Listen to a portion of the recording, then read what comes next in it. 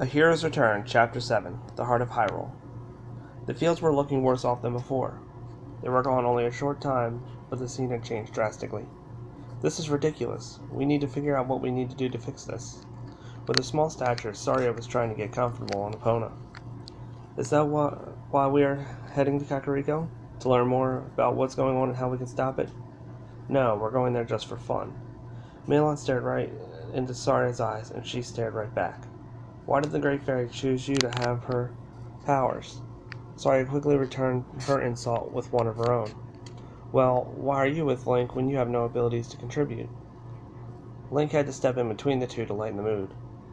Look, Malon is with me because the Moblins want her and they kidnapped her father, and Saria was most likely chosen to carry on her power because she was one of only few to know where the Great Fairy resided. Link pulled himself from between the women, hoping that everything was resolved. Now can we get back to what we were doing? Both just gave each other a smug look and turned their heads the other way. Why in Hylia's name am I stuck with these two? It didn't take long for them to reach Kokiri. Surprisingly, the roads were clear and no monsters were waiting for them. That was too easy. There has been nothing but trouble since I started this journey. Link looked behind him to make sure they weren't being followed. I hope this peace will last for a while longer. Just ahead of them was a large gate and two guards holding spears that blocked the entrance. And where do you think you're going? One of the guards lowered his spear to block their path. State your business. Link backed up a bit out of caution. I'm here to see a woman named Impa. He looked back at his friends, unsure of what was going to happen. He turned back around and continued. We were sent by the decay tree, the guardian of the forest. She is already seeing someone. You'll just have to come back later. The other guard whispered to his companion. Doesn't that look like the last guy? They then aimed their spears at Link. Again, who are you? The last guy looked exactly like you and came for the exact same reason. How do we know you're not a monster in disguise? Link had pointed to all of his friends who were just behind him. As you can see, I have company with me that can back me up. He turned back to the guards in the hopes that they would believe him. They raised their weapons and approached Link. Not in a kind manner either. They grabbed him by the arms and started to drag him away. Hey, what are you doing? Until you can prove to us that you are who you say you are, you will be held in a cell. As they dragged him down the entrance, he looked over and saw an old woman up on a hill with what seemed to be an exact copy of him. He wasn't sure, but he had begun to think that it might actually be Darkling. This guy wasn't dark, nor was he see-through. He knew it couldn't be anyone else. The guards took him to not a real cell, but a windmill. They tossed him in and locked the door. You are to remain here until your other self leaves. What do we do now? Navi sprang up from his shoulder and flew the whole way around the room. There is no other way out. Link leaned against the wall and sat down. We simply wait until the girls find us. Besides, if I was really being held prisoner, they would have taken my weapons. Navi found a brick slightly sticking out of the wall to sit on. Fair enough. Out at the entrance, Saria and Malon were just staring at each other, trying to figure out what had happened. Malon was the first to speak up. I say we just go in. They looked to make sure the guards were not back before passing through the gate. You should also leave Epona out here. We don't want to draw any attention. Saria laughed at the notion. Yes, because a farm girl and a child of the forest traveling together isn't weird enough. Fair enough. The village was eerily quiet. No one was outside except for a few guards. Only one shop, 3 homes, a windmill, and a graveyard could be found. Now where would they take Link? I say we started at the big building on the top of the hill. Saria pointed to a huge white building with a red roof and a chicken coop in the back. It's the only place that makes sense to have a makeshift jail. As they reached the home, they could hear voices coming from inside. They took a peek in the window and saw what looked to them like Link speaking to an older woman. She wasn't old enough to need a cane, but old enough to notice her age. Malon started towards the door when Saria grabbed her by the arm. That's not our Link. No Navi and no sword. She was right. He had no weapon, and the little blue fairy couldn't be found. We might as well listen to their conversation before we look for Link. And what are the rings? Where can they be found? The imposter tried his best not to force an answer. First, you must prove yourself by befriending the Gorons and saving them from a terrible fate. She began to tell them a story of a dragon named Volvagia, born of rock and fire. The darkness spreading through Hyrule released the creature and is now terrorizing the city.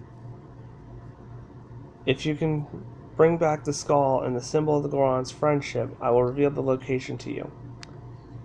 The imposter became impatient and started to leave. Saria and Malon quickly snuck away before being seen as the door swung open.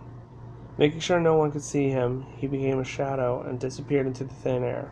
The two girls ran and hid behind the house just below and saw the whole thing.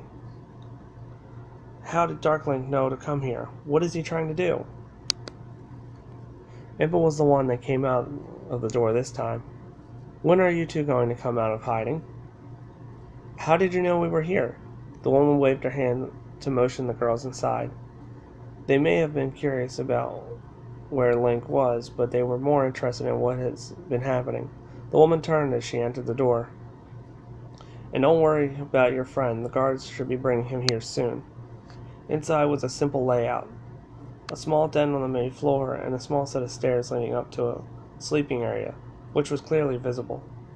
There was a huge bookshelf filled with Hyrule's history on the main floor. The strangest thing in there was a cage with a cow inside. Oh, I keep a cow for fresher milk.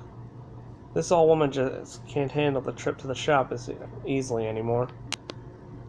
The door opened once again, and Link appeared in the doorway with the guard just behind now. Why in Hyrule did you need to lock me up? If I was told what was going on, then I would have hidden myself. He slammed the door shut, accidentally hitting the guard in the face. I mean, that makeshift jail was no picnic. The least you could have done was put me somewhere more comfortable. Are you quite finished? Link didn't even get a chance to utter a single word before she continued. Now, if you would be so kind as to sit and stay quiet, I can tell you why you are here and what you need to do. They all did what they were told and sat at the oversized table in the middle of the room. Navi flew up and sat herself on top of the bookshelf behind them. The legend begins with a goddess named Hylia in a time of a great war. She saved the land and is now known as Hyrule from being born of pure hatred and darkness named demise. She saved the people by plunging a patch of land high into the sky and sealed the darkness in a realm of her own, designed to try and get him to reflect on his wrongdoings. This only made him desperate for revenge. She eventually passed and was reborn into one of noble blood. Feeling her return, he eventually was able to break free from his prison, but once again he was defeated, not by the goddess, but by a hero clothed in a green garb such as what you are wearing. While everyone thought that he was defeated, the reborn Hylia passed some of her powers to 3 chosen women to help protect and govern the new land: Din, Nayru, and Farore. Din, with the strength of 100 Gorons, cultivated the lands and made them fertile. Nayru, with her great wisdom, gave a law that would keep peace in this new land, and Farore, with her gift of life, created the forest, crops, and lakes that the people would need to live on the land. Before departing, not only did they create the Triforce to hold their power while they rested, they created 3 rings to help anyone that needed to protect the land in their absence.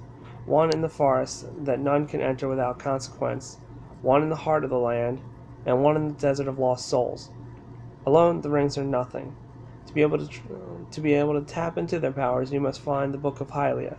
That I cannot help you with, as the knowledge of its location was lost centuries ago, but the King of the Zoras may know. He has lived far longer than most. So, one of the rings is in Lost Woods? Link looked happy that at least one ring would be easy to find. I say we go for that one first. Sorry, I suddenly decided to butt in. Think about it first. Which sounds closer? I assume the heart of the land refers to Castletown. She looked to Impa to see if she was correct. She just shrugged and gave a puzzled look. Well, I say we head to Castletown first. Malon and Navi agreed to this. We can go back home next, okay? Fine, whatever, let's just hurry. They got up from the table and were about to leave when Link wanted to ask one last question. So the other me, was he a pure darkness? Impa only nodded.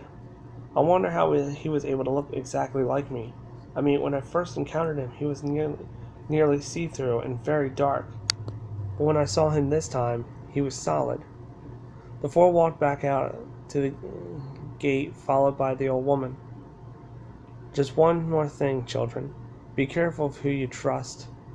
Not everyone these days are as kind as they used to be. Link played Epona's favorite melody, and not 10 seconds later, she was galloping up the path leading to the village. Well, if we need any more info, we know who to come to. It took them no time at all to get to the town. This time, though, the place seemed to be deserted. Only a few people were roaming the nearly barren streets. So, now what do we do now? So what do we do now? Where do we go? Who do we ask about the ring? Every place they passed, the owners were shutting their windows and doors. The only place that seemed to still be open was Hugo's. Link and Malon had nearly forgotten about him. Something seemed different, though. It looked as though someone trashed the place. Shelves were tipped over, and what little stock he had was strewn across the floor. Hugo was nowhere to be found either. All four made their way to the back to check if anyone was there. When they reached the back, everything was upturned like the front. What could have happened while he was gone, and so quickly at that? He kept asking himself those questions as they rummaged through the mess, looking for any clues as to what happened. Out of the corner of his eye, Link saw a blade shining as bright as the lake. But looking down at the blade, he quickly noticed what appeared to be blood on the hilt. He reached for the sword and saw a note lying underneath some splintered pieces of wood, most likely from the now non-existent table they sat at together the last time they were there. Link, if you get this, then that means I have either been captured or worse. The darkness is returning, and it is up to you to return Hyrule to its former glory. I'm sure by now that you have seen Old Lady Impa, so I will skip the story and get straight to the point.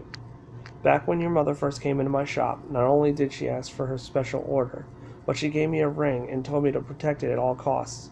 I have no idea what is so special about a ring, but I would do anything she asked.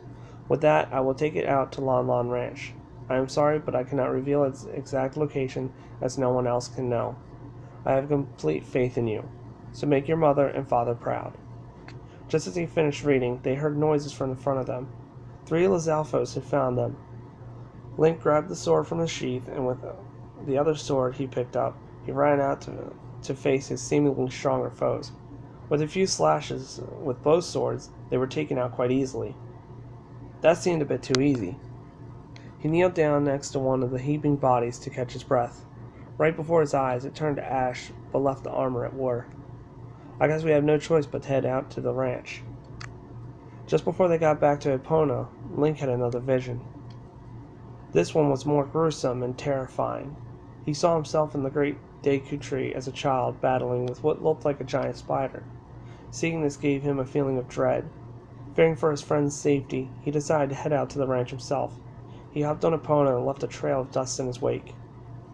As he approached his destination, a flash of lightning and a clash of thunder brought nearly blinding rain. Inside, he dismounted and looked around. From what he could see, everything looked destroyed. The barn was burnt to the ground, the horse pen looked as if it was swallowed by the earth, and their home, it looked like it had never existed. What could have happened here? Suddenly, the ground shook beneath him. He unsheathed his sword, ready to face whatever was out there. He walked out to the middle of the field to try and find this invisible enemy. With a clash of lightning, everything around him lit up with a large screech. The giant enemy revealed itself.